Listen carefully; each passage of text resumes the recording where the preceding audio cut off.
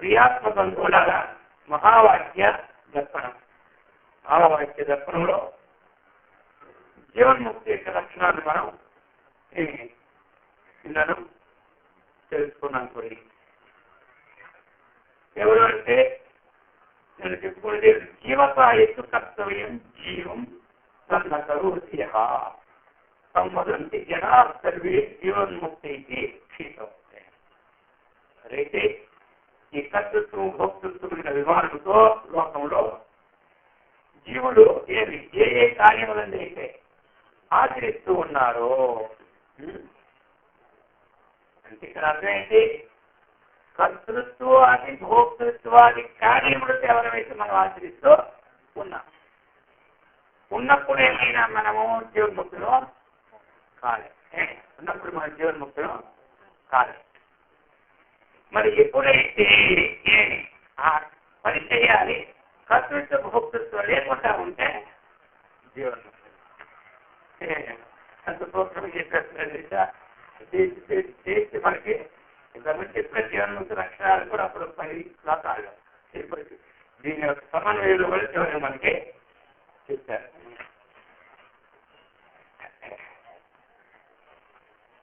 ఇంకా మరి జీవన్ముక్తికి ఇంకొక వాక్యం కూడా తెలుసుకున్నాను.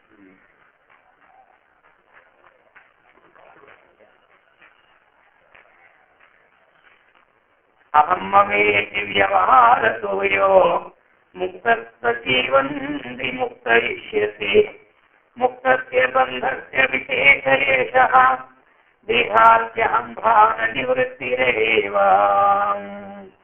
అహం మమేతి వ్యవహారతోయో ముక్తః. అహం మమేతి వ్యవహారతో యః ముక్తః. కొన్ని ఏమర్థమైంది రోజు అహం మమేతి వ్యవహారతః యః ముక్తః. అహం అంటే నేను, మమ అంటే నాది, నాకు సంబంధమైనటువంటి వ్యవహారాన్ని యః ముక్తః ఎవరైతే విడిచిపెడుతున్నారో ముక్త అంటే ఏమిటి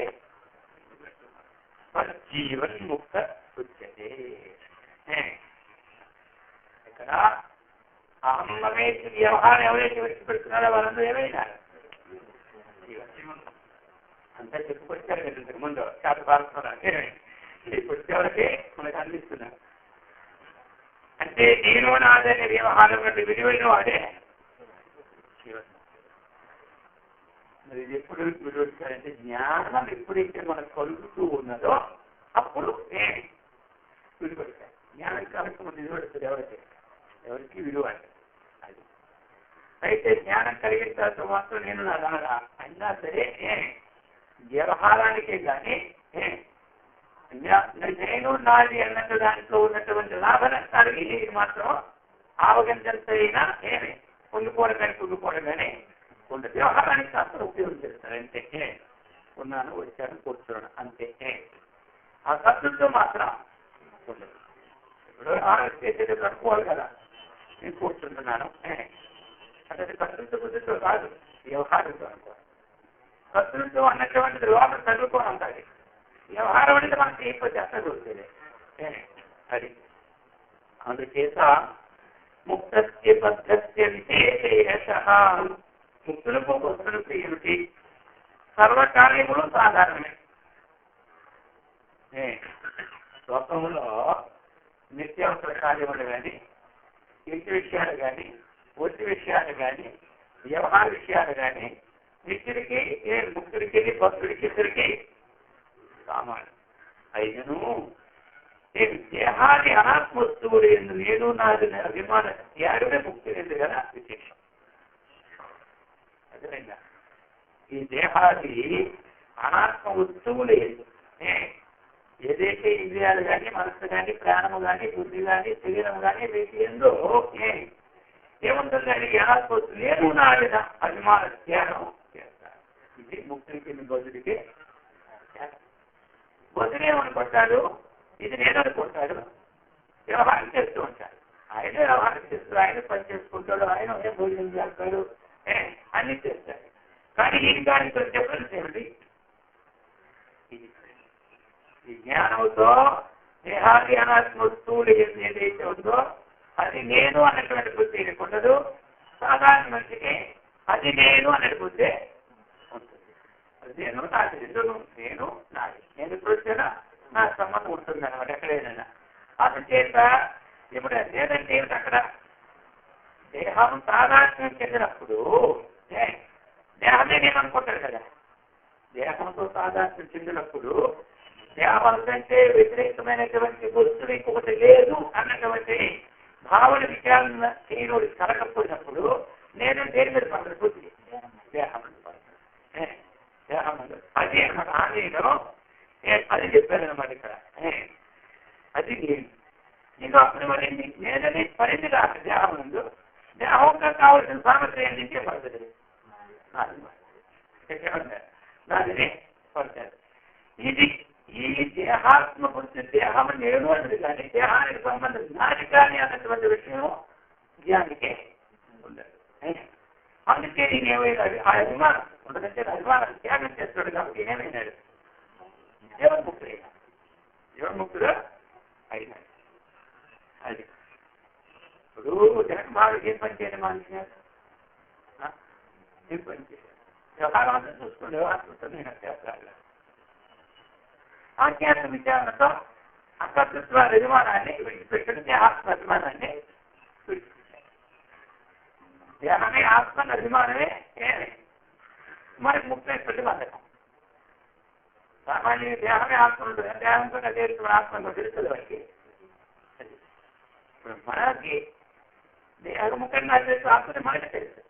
ఇది మనకి కట్టుబడింది అనుకోండి, ఇక దీనికి సంబంధమైన దాని ఎందు దీని ఎందు మనకి ఉండదన్నమాట. ఇప్పుడు దీనికి సంబంధమైన విషయాలు ఏం లేదు, నష్టం కలిగింది.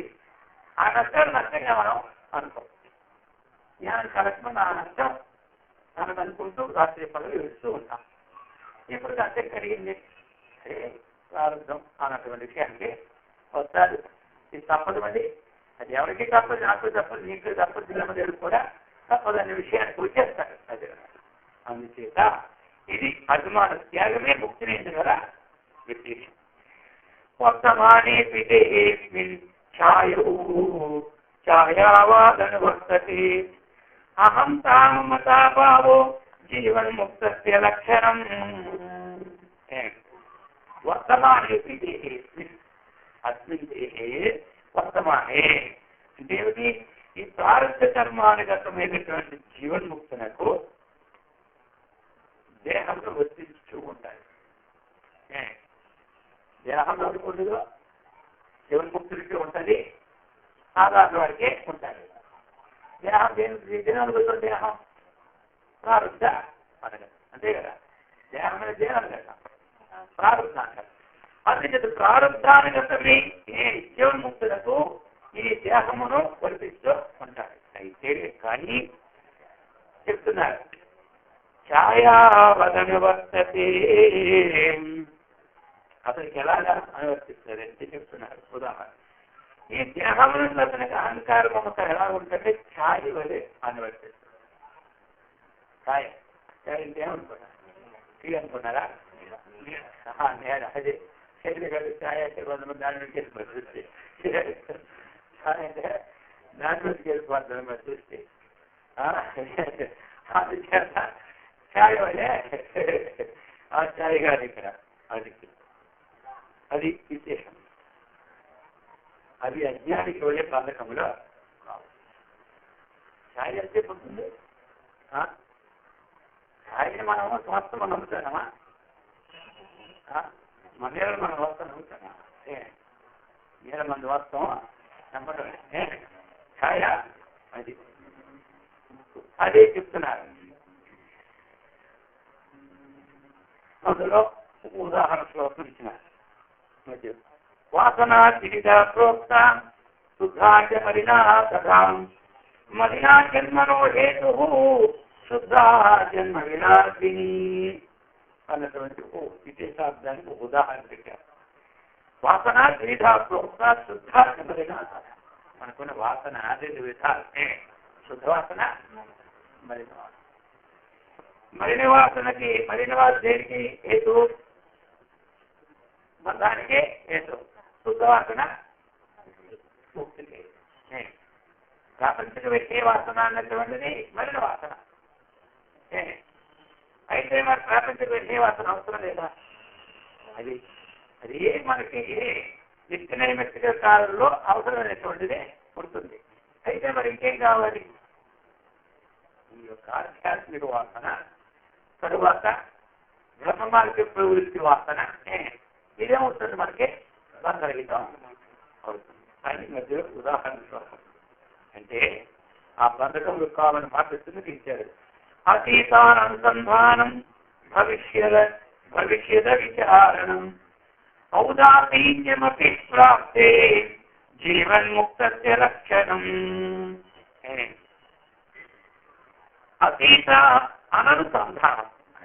ఇక్కడ ఒక్కొక్కరికి ఒక్కొక్క విధంగా ఉంటుంది లక్షణం. అందరికీ ఒకేలాగా ఉండక్కర్లే. వారి యొక్క భావం అక్కడ ఏది మనకు బంధమో ఆ బంధానికి వ్యతిరేకమైనటువంటివి అనేక త్రోవలు ఉన్నాయి. కాబట్టి ఒక్కొక్క త్రోవలు ఉంటాయి. ఆ త్రోవలు ఉన్న వాళ్ళందరూ జీవన్ముక్తులే. ఇక్కడ చెప్తున్నారు అతీత అననుసంధానం భవిష్యత్తు అవిచారం. ఎంత సూక్ష్మంగా అతీతం అంటే గడిచిపోయినటువంటి విషయాలని అనుసంధానం చేయకుండా ఉండడం. ఇది గణ్యమండి. గడిచినటువంటి విషయాలని అనుసంధానం చేయకుండా ఉండడం అది అనమాట. ఒక వ్యవహారంలో ఎన్నో విషయాలు మనకి తెలవాల్సి వస్తూనే ఉంటుంటాయి. లేకుండా ఉంటాయా? వ్యాపార విషయాలు రావచ్చు, వ్యవహార విషయాలు రావచ్చు, పిల్లల విషయాలు రావచ్చు, తల్లుల విషయాలు రావచ్చు, పట్వాడి విషయాలు రావచ్చు. అన్నీ వస్తాయి కదా మనకి. అయితే మరి ఇది చెప్తున్నారన్నమాట. అయ్యా అతీత అననుసంధానం గడిచిపోయి గడిచిన దాన్ని ఇంక మనకి గతం ఏమంటుంది అందరు గతం గత పోయింది పోవడమే. ఇంక దాని అనుసంధానం మాత్రం చేయకు. ఇంతకు ముందు గడిచిన విషయాలు చింతించిన వాళ్ళని ఏమనుకున్నాం గుర్తున్నప్పటికీ ఒక శ్లోకంలో చెప్పాను కదా. కాదు చెప్పిందే జీవన్ముక్తులు గుర్తురాలేదు మీకు. గతాన్ని చూచాలి కృతం నమంది. ద్వాభ్యాం తృతీయో ద్వాభ్యాం తృతీయ దాస్యామి కాదన్న గచ్చామి హసన్న చెప్పే ఉంటారా. ఇంకా శ్లోకం చదివేది నేను ఒక్క ముక్తుడి గుర్తు రావాలి కదా. అంటే ఇప్పుడు గుర్తొచ్చిన ముఖ్య వస్తుంది. ఇప్పుడు మీకు ఇప్పుడు గుర్తొచ్చేస్తారు. ఎలా అంటే ఆ కథ చెప్తే కానీ గుర్తురాదు. మీకు దేని మీద ఆ కథ గుర్తు జరుపుకున్నా.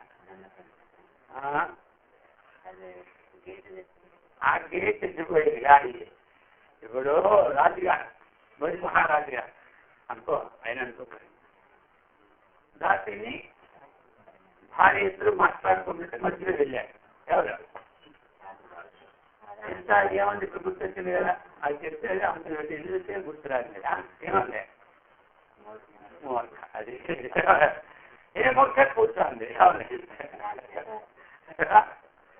రాజుగారికి ఎలా వచ్చింది అద్భుతమైపోయి ఎవరు చెప్పండి. తెల్లవారితే రాజు రాని రాజ్యానికి సంబంధం వాళ్ళు రాజుగారు అయితే మొక్క కూర్చోండి.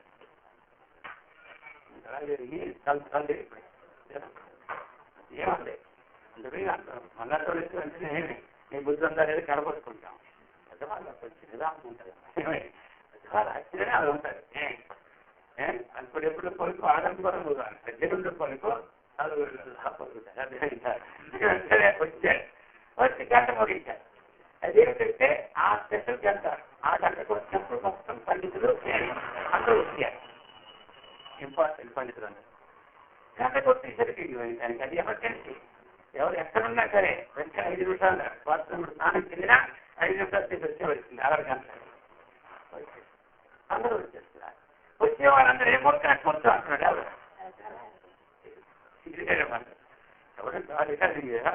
గాలిగా అని ఉంది కాళిదాసు వచ్చే కాస్ట్లో ఆయనకి అవసాన కవిగా కాళిదాసు కూడా కాళిదాసు ఏ మూర్ఖ కూర్చున్నాడు.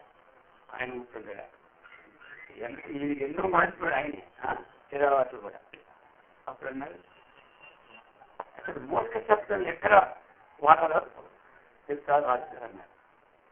మూర్ఖ శబ్దం ఎక్కడ వాడితే గౌరవంగా ఉంటుందో ఆ పద్ధతి తెలుసారు ఎక్కడ వాడతారు. అప్పుడు అన్నాను తెలిపే అంటే ఇవన్నీ నేను చేయలేదు నకాన్ని తగిలించాను. నేను కాదం నగచ్చామి అహం నగచ్చామి. నేను ఒక్కరోజు కూడా నడుస్తూ తినలేదు. నడుస్తూ తినేవాళ్ళు మూర్ఖుడు లోకంలో. నేను ఒక్కరోజు తినలేదు. ఎందుకు నన్ను అన్నారు వస్తుంది అనుకున్నానే. తెలిపే మాట అర్థమే కాదు. అదేం నవ్వో తెలియదు. అలా నవ్వు అనమాట. అలాంటి మూర్ఖుడు. గతం అదే నేను ఎప్పుడు నవ్వలే. నా జీవితంలో నేను అవి నవ్వలే. ఇంకా గతం నశోచామి. పోయిన విషయాల కోసం నేను ఏనాడు కూడా చింతించలేదు, దుఃఖించలేదు ఈ రోజు వరకు. ఏదైతే భూతకాలంలో చచ్చిపోయిన విషయాలని నేను తలంచుకోవడం కానీ ఆ విషయాన్ని దుఃఖించడం కానీ ఈ క్షణం వరకు చేయలేదు. నన్ను ఎందుకన్నా నేను ముఖ్యమవునా అని అంటుంటాను. అందుచేత అతడు అందుచేత ఏమైంది మరి అన్నాయి. అతను గతం నచ్చుకోసం నమన్యే. చేసిన మేలుని మర్చిపోయిన వాడు మూర్ఖుడు. ఎవరైనా సరే చేసిన మీదని మర్చిపోయిన వాడు ఎవరు మూర్ఖుడు అనమాట. అందుచేత నేను ఎప్పుడు కూడా చేసిన మేలుని మరువులే. నన్ను మూర్ఖున్నా వాక్యాం తృతీయో నరాజ్యామి రాజన్. ఇద్దరు మాట్లాడుతుంటే మధ్యలో వెళ్ళేవాళ్ళు మూర్ఖులు అవుతారు. నేను ఎప్పుడైనా అన్నాడు ఎవరు తెలిసిపోయినాను. ఇదిపోయింది మా భార్య. అంత జ్ఞానం కూడా నాకు లేదు. ఇప్పుడు మూర్ఖులు చెప్పిందని ఎవరు ఎందుకంటే నువ్వు శాస్త్ర మర్యాదని సజ్జనులు తప్పు చేసిన ఒప్పుకుంటారు. మూర్ఖులు అందుకే మూర్ఖులు చిత్తంలో మానపలేదు. నేను ధర్మాన్ని ఇస్తున్నాను కదా. ఎన్నైనా చేయొచ్చు కానీ ఇతరులకి ధైర్యం కూడా చేయొచ్చు కానీ చెప్పాలా. పాము మూర్ఖులు చేయి కూడా పెట్టదు కానీ మూర్ఖులు చెప్తాం మాత్రం మానపలేదన్న. అప్పుడు అది మహా సంతోషం అయిపోయాయి. ఇచ్చేది మొత్తమే అలాగే అది చేత నేను ఎప్పుడు చెప్పిన అయిపోయింది. అదే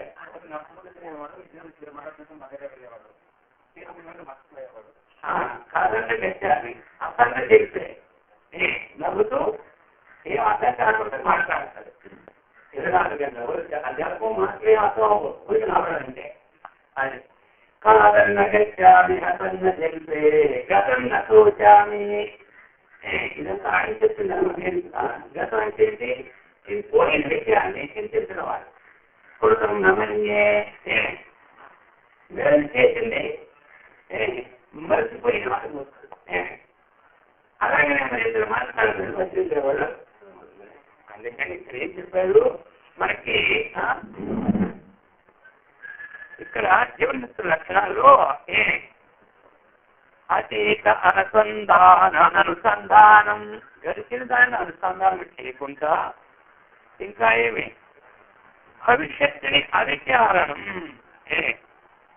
భవిష్యత్తుని రాబోదాన్ని గుర్తి చింతించకుండా గడిచిన దాన్ని మనం లెక్క చేయకూడదు.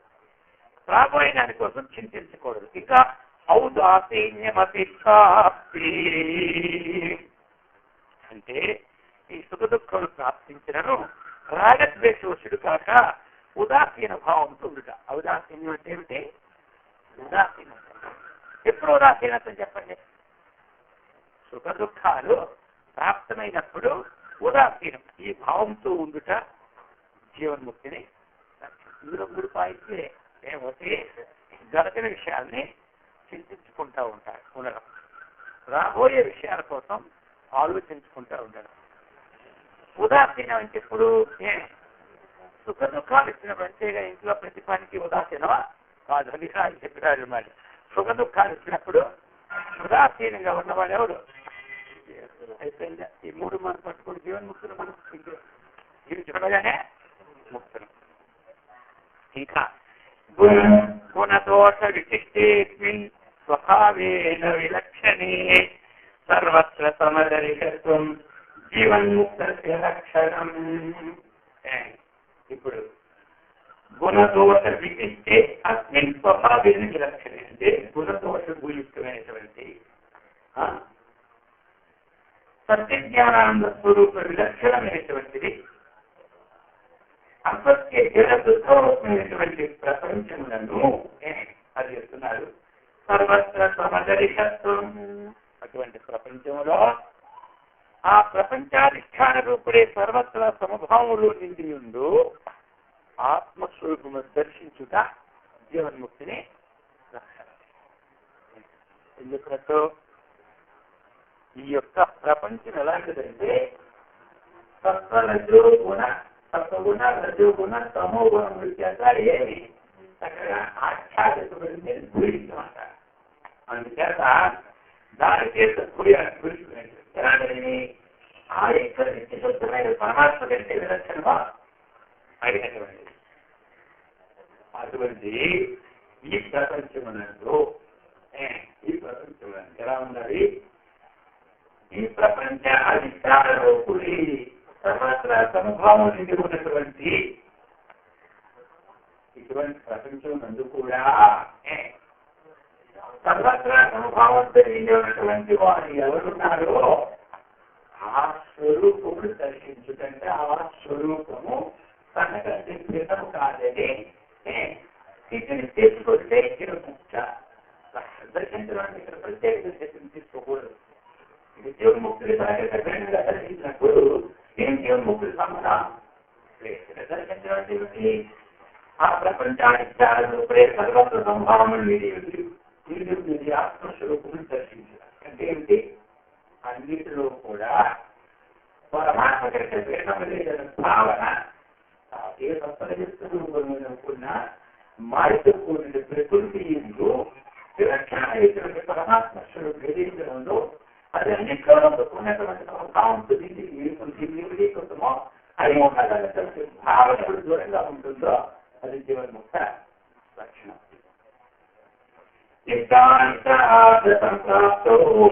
సమదర్శితయా ఆత్మనే ఉభయత్ర అధికారిత్వం జీవన్ముక్తస్య లక్షణం. ఇష్టానిష్టాలతో సంప్రాప్తవు. ఇవి ద్వంద్వాలు. ఇష్టానిష్టం అంటే ఏమిటి? ద్వంద్వాలు.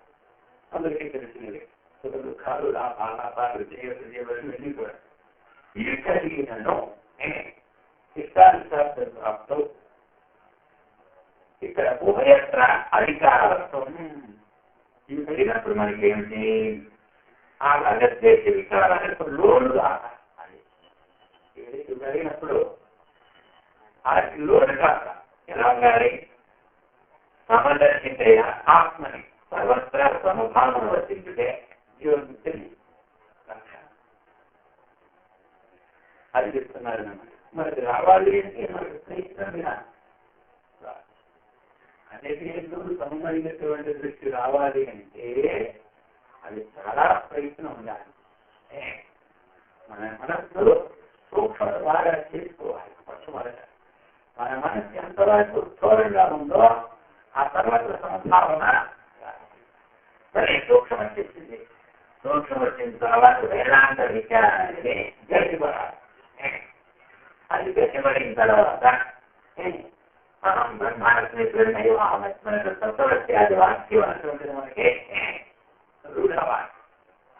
అప్పుడు విద్యా సంపన్నే బ్రాహ్మణిక విభక్తిని పండిత దానికోసమే దేనికోసం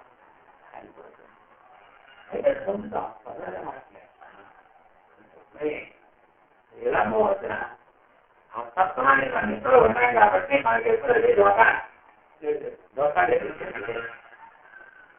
దోకాలు ఏం చెప్తున్నాడు ఎందుకు చెప్తున్నాడా దోకాలు మోసమాడతారు ఎప్పుడు వారు ఎప్పుడు దోకా చేయాలంటారు దోకా చేస్తే మోసం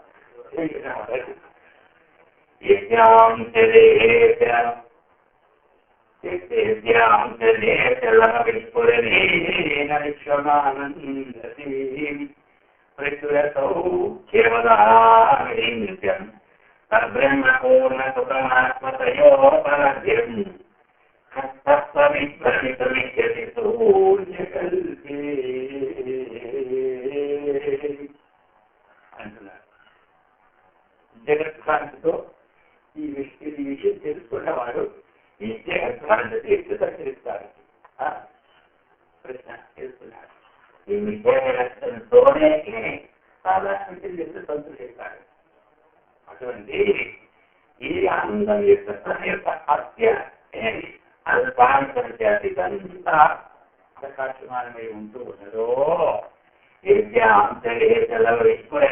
విశ్వం ఆనందీ అనుకున్నాడు విశ్వం ఆనందం అనేది మరి ఎందుకు వచ్చామా అంత లాభాలు తీసుకుని చేత ఈ ప్రజలందరూ ఆనందిస్తున్నారు సౌఖ్యాన్ని అన్నారు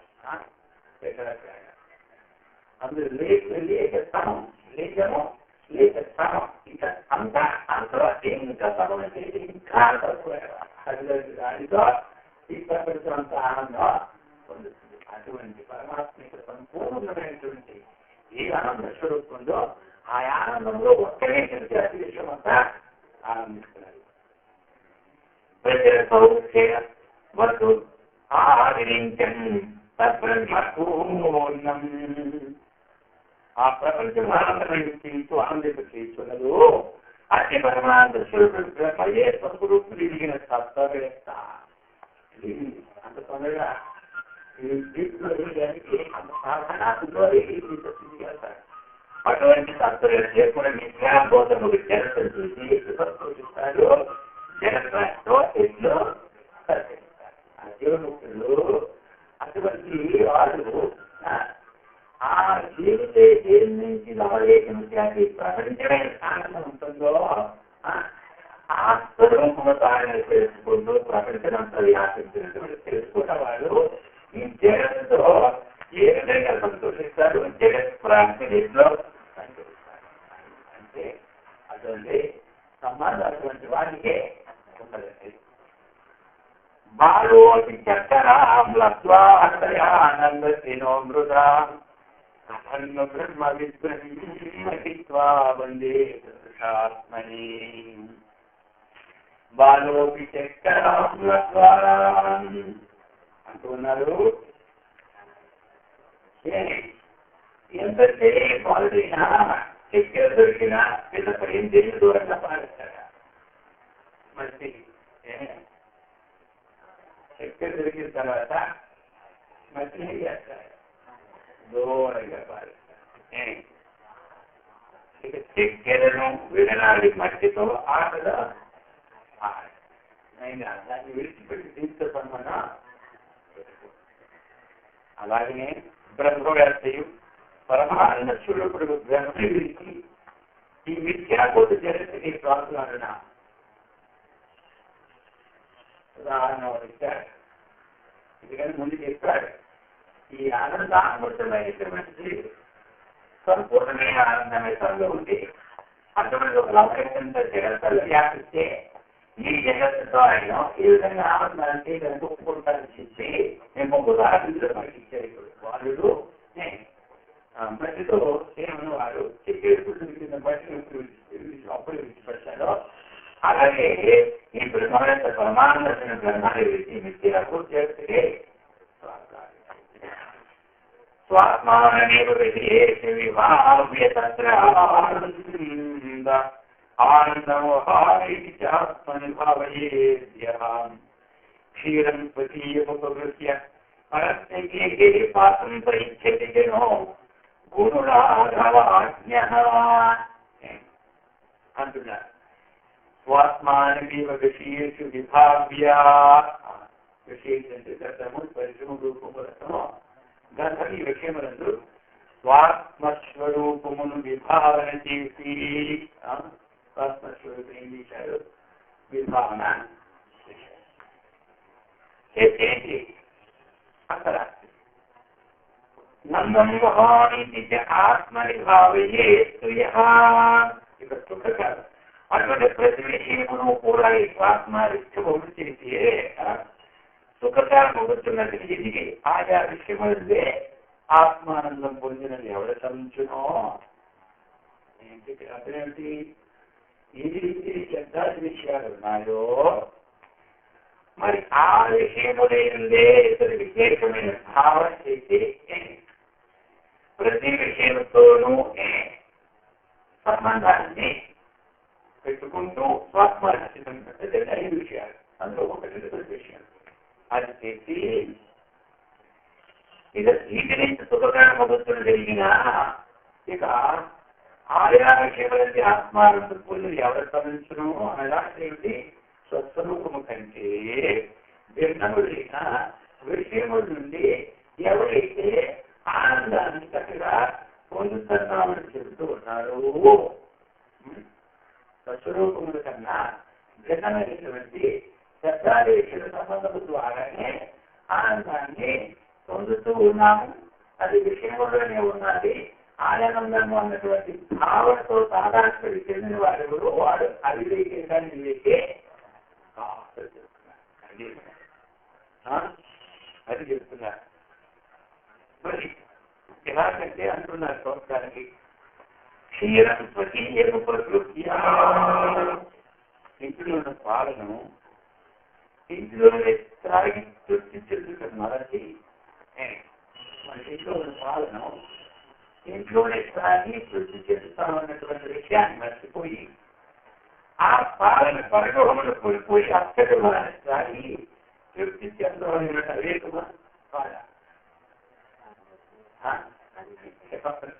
ఇంట్లో ఉన్న పాలని హాయిగా దానితో త్రాగి చక్కగా ఆనందాన్ని అనుభవిస్తారు అని వెళ్తుంటే అదే పాలను పరగృహానికి వెళ్ళి అక్కడ తృప్తి చెందాలి. అది వివేకము కాలేగా నాకు అవివేకమా? అలాగే స్వరూపమేదో విషయం నుంచి వేరు చేసిన స్వరూపము, ఆ స్వరూప ఆత్మానందములు వదిలి ఇక్కడ పదమేమిటి? భిన్నమైన శబ్దాల విషయం అని చెప్పాలి కదా. భిన్నమైన శబ్దాల విషయమే ఇక అర్జును ఇంకా వివేకం ఏమనుకుని చెప్పుకో చెప్పుకోవాలని కరెక్ట్ వదిలిపెట్టి ఏం చేసినారు?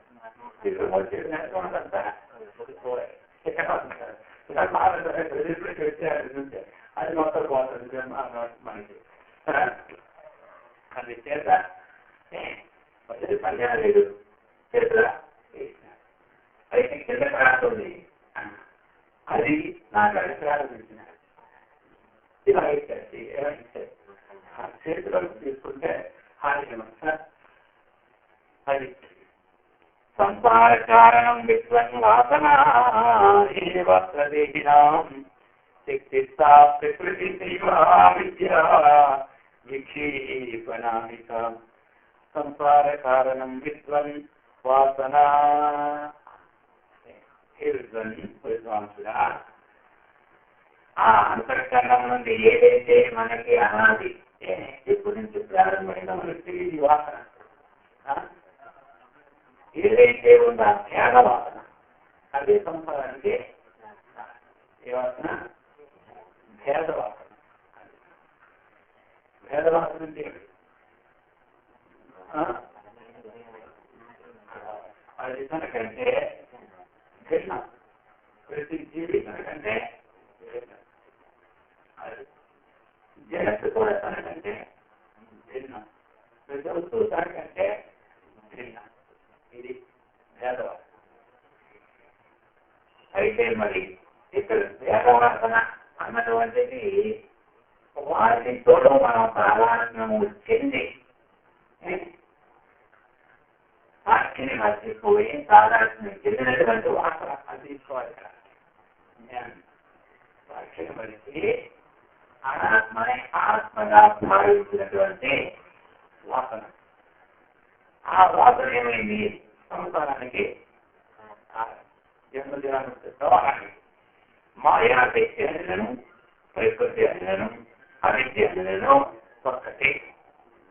ఎక్కడైనా మాయా శక్తిని వస్తుంది, ప్రకృతి అవిద్య ఒకటి అని చెప్తున్నారన్నమాట. పునరాయంతి ఆహృతే వాసనాయాశ్చ బలీనైవ కర్మణాం.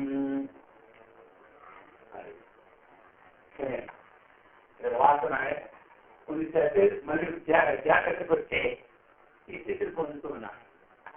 సుషుప్తి ఏమవుతుంది?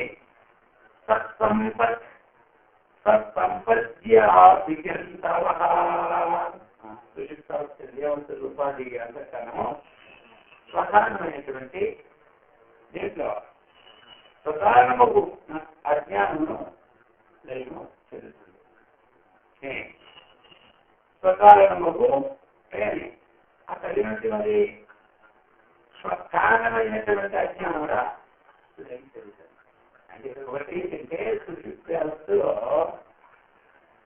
ప్రతి వారు కూడా తన స్వరూపంలో తాను ఏకమవుతారు. కానీ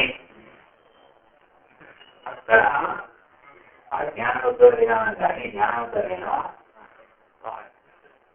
జ్ఞానంతో సమాధిలో లేనటువంటి వారు బ్రహ్మాస్మి బ్రహ్మవివాహం జీవిస్తారు. సుషుప్తిలో లీనమైన వాడు దాని ఫలాన్ని వాడు ఫలాన్ని పనిచేస్తుంది, ఫలాన్ని గురించి ఈ భావంతో ఉంటారు. అందుచేత శివుడు అక్కడ నిరుపాధికులై స్వస్వరూపంలో తీసుకుపోతాడు. ఇందులో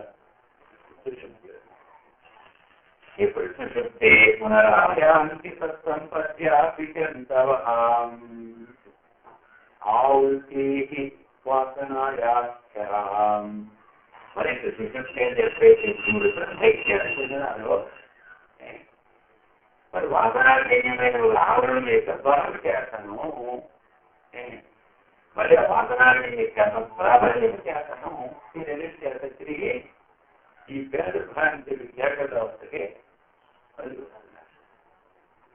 అందులో పొందిన మరి వాసనాజన్యమైనటువంటి ఆవరణ యొక్క భావం చేత ఈ వాసనాజన్యం ప్రారంభాన్ని అనుసరించుకొని వస్తూ ఉంది. మనకి ఎవరు ఏదైతే చేయాలో కర్మ, ఆ కర్మ ఎంతవరకు మనకి చేయవలసిందో ఆ చేయవలసిన కర్మ ఎప్పుడైతే ఆసనమైందో మరి జాగ్రత్త అవస్థ వచ్చేస్తారు.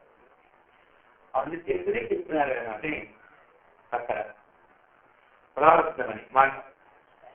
అందుచేత అయితే మనకి సుషుప్తిలో లీనము అవుతాం, జాగ్రత్త అవస్థకి వస్తాం.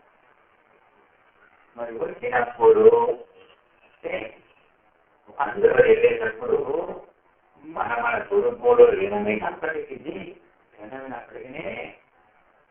మరి జాగ్రత్త అవస్థకి వచ్చినప్పుడు ఆయా పనుల్లో నిరంతర చేస్తూ ఉన్నామంటే అక్కడ ఏమి కారణం?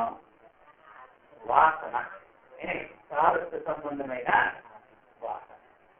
ఆ వాసన అందుకే ఆ వాసనే సంసారానికి కారణం. వాసనే సంసారానికి కారణం. అది మరి లీనంగా అడుగుతున్నప్పుడు వాసన క్షేమ అక్కడ కాలేదు కదా, వాసన క్షేమ అక్కడ కాలేదు. మరి తెలియడానికి కాదుక దానికోసం చెప్తారా ఇదంతా ఒక సృష్టిలో ఏర్పడింది. అలాంటప్పుడు ఇంకో దగ్గరికి పక్కింటికి వెళ్ళిన వాడికి ఉండదు కదా, పక్కకి వెళ్ళి అక్కడికి వెళ్ళి అక్కడికి వెళ్ళి కూర్చోవే. ఎక్కడ తన స్వరూపంలో ఇప్పుడు లేకపోతారా అప్పుడైనా పోతారు. అందుకని ఆ జ్ఞానం కూడా జ్ఞానం స్వరూపాన్ని అయితే అదే అవస్థని సమాధి చేయించిన వాడు కూడా పొందుతారు. అయితే సమాధి చేసే పొందినటువంటి వాడు కూడా తాను సత్వగుణ సంపత్తితో ఉంటాడు. କିନ୍ତୁ ఈయనకి పూర్తిగా ఈ వాసనక్షేమం కాదు. వాసనక్షేమం కాదు. వాసనక్షేమం కాకపోయినా వాసనకి సంబంధమైన పొందబడేది కూడా చేరినా ఆ సమాధి భావన విచార జ్ఞానతత్వుడు కాబట్టి ఎదురికి ఆత్మకు ఏదైతే దేహాత్మకైతే నేను చిన్నము అనే భావం ఉంది కదా, ఆ భావన స్థిరంగా ఉంటుంది. ఇది అప్పుడు అందరూ జ్ఞానం స్వరూపమైనటువంటి ఆత్మలోనే ప్రాధాన్యాన్ని పొందుతారు. వాడు అందరూ పొందుతారు. ఈ భావం అనుకోని జ్ఞానంతో పొందుతారు. ఆ భావం ఇక్కడ అజ్ఞానం పైన పొందుతారు. అజ్ఞాన సంబంధమైన వాసనలు ఏమంటారు? ఈ జ్ఞాన సంబంధంగా ఉంటూ తనకి ఏదైతే అర్థంతో ఆ వాసన తొలగించుకోవడం ప్రయత్నం చేస్తాడు. అతనికి వాసన ఇది తొలగించుకోవడం ప్రయత్నం ఉండగా ఆయన ప్రయత్నం చేసుకొని జీవన ముక్తులు అయిపోతారు. ఇద్దరు ఆ ప్రయత్నించడం లేకుంటే పడతారా? అందుచేత స్వవాసన ప్రేరిత వర్తతే సర్వోపి పటలక్రియాసు సంసారబంధస్వరువాసనాకృతః తన్ముక్తిరేవా విముక్తి. స్వవాసనా ప్రేరిత వర్తతే అంటున్నారు. సర్వోపి లోకః, లోకంలో ప్రతి ప్రాణి కూడా ఇది తన మనోగత సంస్కారం నుంచి ప్రేరితమవుతూ ఉంటారు. దానికి సంబంధించి వీలంటే ప్రవర్తించు సంసారంలో అయితే కానీ ఆ వాసన కల్పితమే సంసార బంధం. అందుకే వాసన చేయలే మోక్షం అంటారు. వశిష్ఠ మహర్షి అజ్ఞాన నాశవే మోక్షం, అవిద్య నాశవే మోక్షం, వాసన చేయలే మోక్షం. ఇవి ఒకటే ఇది నుంచి సంస్కార నాశమే మోక్షం. సంస్కారమైన వాసన ఒకటి. అందుచేత వాసన కల్పితమే బంధమైంది. అతి వాసనైంది విముక్తి గావించింది ఆత్మజ్ఞానం పొంది ముక్తి అనగా వాసన చేయలే మోక్షం. వాసన కారణం రామ అసలు ఇచ్చారు. వాసన కారణం రామం ముక్తి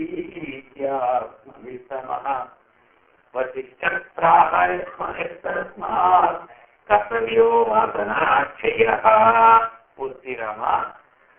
వాసనాక్షయమే ముక్తి అని ఆత్మవేత్తలలో ఆచరించినటువంటి వశిష్ఠుడు కూడా చెప్పుడు. బట్టి మరి మోక్షములకు వాసనాక్షయమే ఏమిటి అవశ్య కర్తవ్యం. ఈ వాసన అన్నటువంటిది ఏ వాసన దేహసాధారణి వాసన అన్నిటికంటే ముఖ్యం. అది ఆ దేహం సాధారణమైనటువంటి వాసన అనేది అది ముఖ్యం. ఇది అది ముఖ్యంగా ఇక అక్కడిని మనము నిత్యానిస్తూ వస్తుంది. వివేకాన్ని బాగా సంపాదించాలి. అప్పుడు అనిత్య వస్తు విచారణ సంబంధమైనటువంటి సంస్కారం అనేది ఉందా దాన్ని పోగొట్టుకోవడానికి మనం ప్రయత్నం చేసినట్లే మన జీవన్ముక్తులు అవుతాం. అంతవరకు జీవన్ముక్తులు పునరుద్ధరణ పునరంటే ఇందులో సందేహం లేదు. ఎందుక జన్మవుతాడు మళ్ళీ పోతాం మళ్ళీ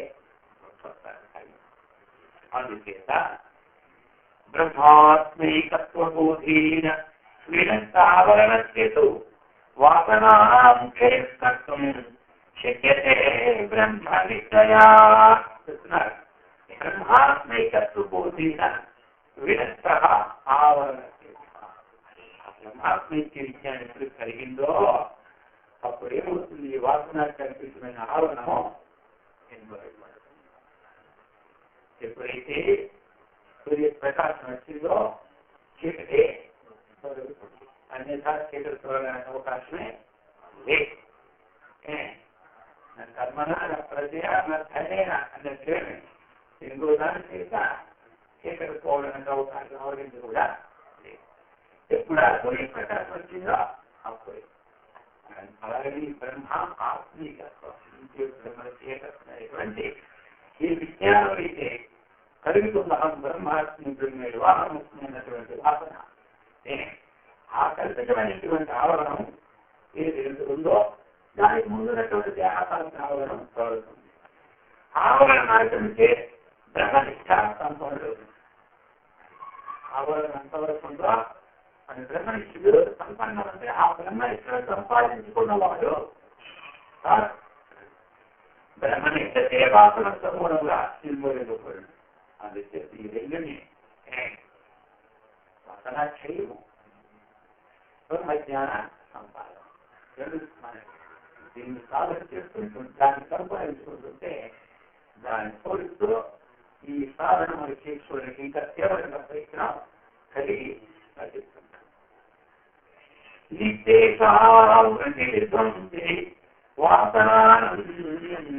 ప్రతిక్షయే విదేహ కైవల్యం స్వయం సిద్ధ్యతి నాన్యతా నిత్యేషావృత్తి విధ్వంసే. ఏదైతే వాసన కలిసిన ఆవరణం ఉందో అది నిత్యేష విధ్వంసే సమూహతిగా నష్టం నశించే ఏమవుతుంది? అలా అది వాసన పరంపర క్షీణించినండి తెలిసి విజయ కైవల్యం స్వయం సిద్ధమవుతుంది. ఎప్పుడైతే వాసన క్షీణిపోయిందో దానికి ఏమిటి? విజయ కైవల్యం. కానీ విజయ కైవల్య ప్రాప్తికి బ్రహ్మాత్మైక్య జ్ఞానపూర్వం బ్రహ్మనిష్ట తప్పనిపాయమా జీవన్ముక్తుడికి విజయముక్తుడికి సంబంధం అవుతున్నాం. బతికి ఉంటుండగానే అయితే మరి తత్వాన్ని మీద నిష్ఠ చాలా ఉండిపోతారు. ఇప్పుడు ఎప్పుడైనా ఈ లక్షణాలు వీటికి సంబంధం ఉండదు. ఆయన అలా సమస్య ఏది నిశ్చయం తెలుసుకున్నారో ఆ నిశ్చయమని దాంట్లో అలాగా ఉంటారు. ఉంటూ వ్యవహారంలో ఉంటే ఉండొచ్చు, లేకపోతే వ్యవహారంలో ఉన్నవాడికి ఓర్చుకోవడానికి ఉంది. వ్యవహారంలో ఉన్నవాడికి ఓర్చుకోవాలి ఉంది, మరి వ్యవహారం లేదు, వారికి ఓర్చుకునేది.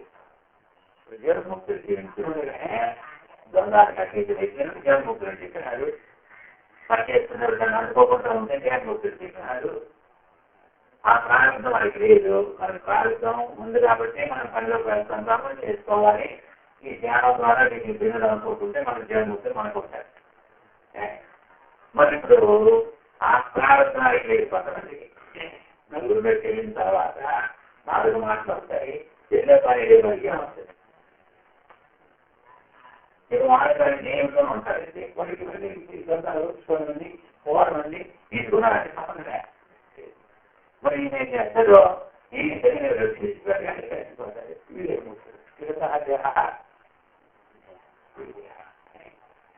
ఇంకా మరి ముక్తులు ఎట్లా సాధిస్తారు? పరంపర సంబంధం చేత మనం ఈ ప్రారంభం తెలియదు లేక ఇహలోక విషయం ఉండదు.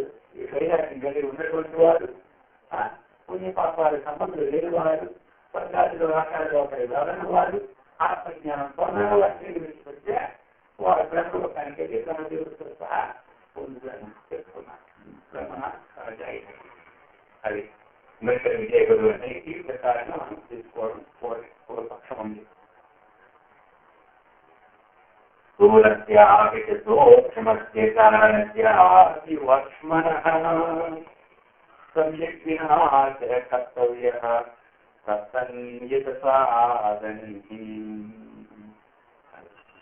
స్థూల సూక్ష్మ కారణ శరీరములు ఆత్మగా అభిమానింపబడిన ఈ సంసారం అయితే ప్రవర్తిస్తుందో కనుక ఈ కింద వెనుక వరకు ఆయా ఏమి సాధనములకి స్థూల సూక్ష్మ కారణ శరీరం మాత్రమే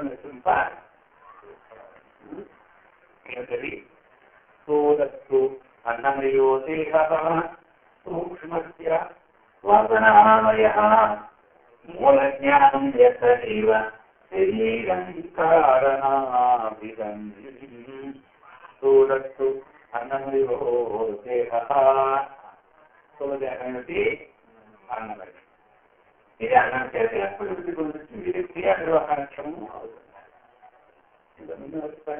వచ్చినట్టుగా ఈ సూక్ష్మదేహం ఏంటి సంస్కారమయ సూక్ష్మదేహం ఏంటి సంస్కారం ఇది సంస్కారములే స్వరూపంగా జరిగిన మనం మీకు వచ్చినాయి ఉంటుంది అన్నటికి కూడా ఇది సంస్కారంతో కూడితే మనం మీకు సర్వ జగత్తుపాదాన కారణము అజ్ఞానమే స్థూల శరీరము సూక్ష్మ శరీరము కారణ శరీరం స్థూల శరీరం అన్నమయమైంది సూక్ష్మ శరీరం మనోమయమైంది కారణ శరీరము అజ్ఞానం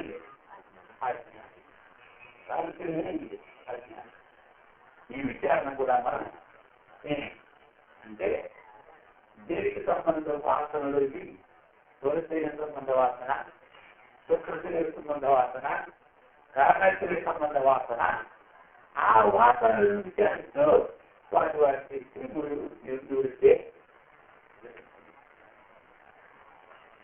బ్రహ్మాత్మైకత్వ విజ్ఞానశక్తైవ బ్రహ్మ విద్యతి నాస్తికారం దేహం అకుర్వంతి చిదంతరం అంటే బ్రహ్మవ్యక్తి ఎవరైతే బ్రహ్మాత్మ విజ్ఞానాన్ని పొందుతారనేది ఆయన బ్రహ్మాత్మైక విజ్ఞాన సంపన్నుడై అందులో ఆ బ్రహ్మాత్మైకంత దేవుడు బ్రహ్మ యొక్క ధ్యానం లేకుండా స్వస్వరూపమైన స్థితిలో సంపన్నుడై అప్పుడు ఏమవుతాడు కారణ శ్రేణువుగా జ్ఞానమును చిన్నవాడైనటువంటి అభేద జ్ఞానం కలిగినప్పుడు కారణ శ్రేణి ఏమవుతుంది ఇది జీవబ్రహ్మ భేద భ్రాంతికి మూలం ఏమిటి అజ్ఞానం జీవబ్రహ్మ భేద భ్రాంతికి మూలం ఏమిటి అజ్ఞానం అందుచేత ఆ అజ్ఞానం నశించాలంటే జీవబ్రహ్మ భేద భ్రాంతి కూడా ఏమైపోతుంది అతితో జ్ఞాని కనకును బ్రహ్మకును స్వల్పముకు భేదములు కూడా దర్శిస్తారు మనకి బ్రహ్మకే స్వల్పమైన భేదాన్ని బ్రహ్మకానికి ఏమవుతుంది కదా బ్రహ్మకును భేదాన్ని దర్శిస్తారు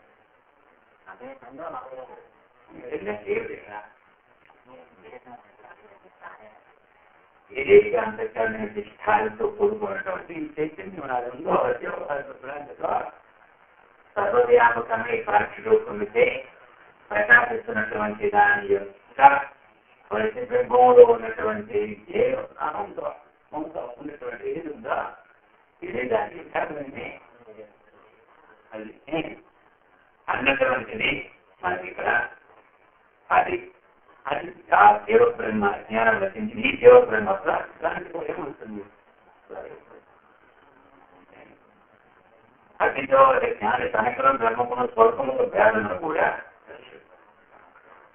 మళ్ళీ ఆ బ్రహ్మాత్మే బ్రహ్మైవ అంతే మరి అతి బ్రహ్మజ్ఞానులు కారణ చేయడం బాధకు ఏమాత్రమో కారణ చేయడం ఎప్పుడు వాదంటే అది అది తొందరపోయి ఈ స్థితిని కలిగిన వారికి కారణ చేయడం ఈ స్థితి ఎవరి కష్టమంటే అది మహావాక్యం ద్వారా జీవబ్రహ్మకి అభ్యర్థమే కానీ సర్వాణి భూతాన్ని ఆత్మని వారు పద్ధతి సర్వభూతేత్మానం ఇది అన్నమాట నేను 5 సంవత్సరాలు భూతాలు ఉన్నాయో సమస్త ఏది ఉందో ఏది శక్తి, ఆ శక్తి కంటే నేను తెలియదా, ఆ శక్తియే మొత్తాన్ని ప్రకాశించేది అన్నటువంటి ఇది మనకి రావాలి. అటువంటి వచ్చినప్పుడే మనకి అది కలుగుతుంది. అందుచేత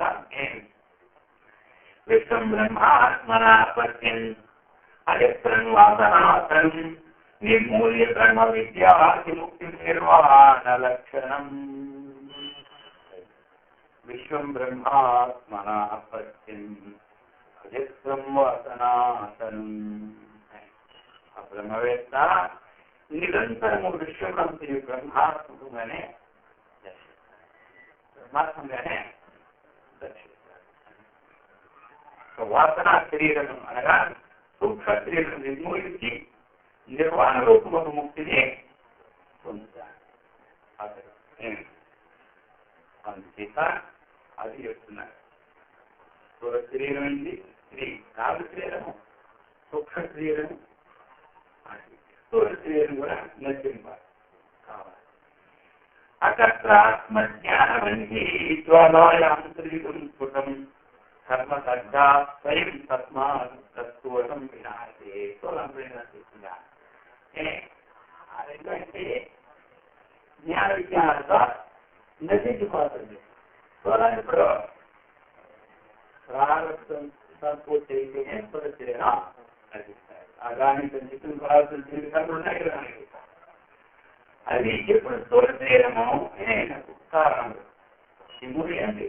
అగాని సంచితం తిరిగి కర్మలు కూడా స్థూల శరీరానికి కారణాలు. దాని పోటీ పరంపరతో వస్తుంటాయి అన్నమాట. సంచితంలో ఉన్న సాకు దేనికి వచ్చి దేనిలో సాకుగా దాన్ని ఖచ్చితపడుతుంది. కాబట్టి మూడు కార్యక్రమాలు చెప్పేసినారు పరంపర సంబంధం. ఇప్పుడు జన్మరాలు చేసి ఏడు కట్టడం కాదు, నేను భక్తులు కాదు, ఆ కట్టడం ఆత్మస్వరూపంలో ఎటువంటి విజ్ఞానం ఎప్పుడైతే మనకు కలుగుతుందో దాని చేత మనకి ఆ నిద్ర పోతాయి. ప్రారంభంగా సూక్ష్మేమో వాటి వల్ల పోతాయి అజ్ఞానం. మరి జ్ఞానానికి వీణులు చేసుకున్నా ఈ తోసిన వాసన తెలుగుతారు.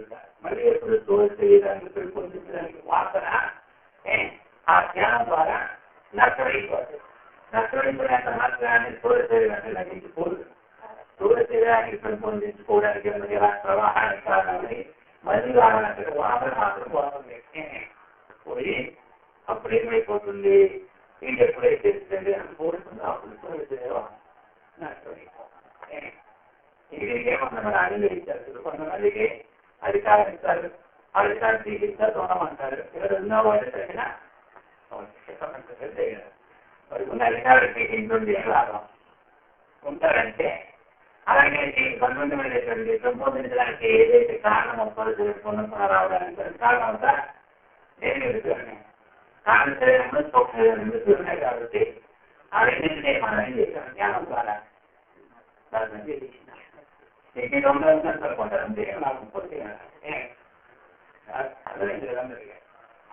అందుచేత ఈ విధంగా మనం చక్కగా ఇటువంటి విచారణ శక్తితో శరీర కారణమైనటువంటి జన్మమైన తత్వాన్ని మనం చక్కగా తెలుసుకుని యూటికి తగిన సత్కరణ భగవత్కరి ఆత్మజ్ఞాన సంపత్తిని ఆ గురుదేవుడు తెలుసు పరమాత్మ నటించి సదా రక్షించుగాక. ఓం సహనా భవతు సహనౌ భునక్తు సహ వీర్యం కరవావహై తేజస్వినావధీతమస్తు మా విద్విషావహై. ఓం శాంతి శాంతి శాంతి. హరి ఓం తత్సత్తు.